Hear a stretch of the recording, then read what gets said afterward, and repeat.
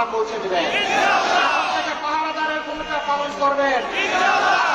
আকাশ থেকে কোনো কালো চিল নেবে যাতে কারো ভোট হাইজ্যাক করে না নিয়ে যেতে পারে, আপনারা পাহারা দেবেন। এবং রিজার্ভ হাতে নিয়ে 12 তারিখ ঘরে ফিরবেন, তারপরে খুশিতে ঘুমায় পড়বেন, তাই না? করে ফেরার পরে ওযু করে 2 রাকাত নামাজ আদায় করবেন, শুকরিয়া নামাজ আল্লাহ তাআলা করবেন। এই নামাজ আদায় করে নতুন জার্নি আমাদের শুরু হবে ইনশাআল্লাহ।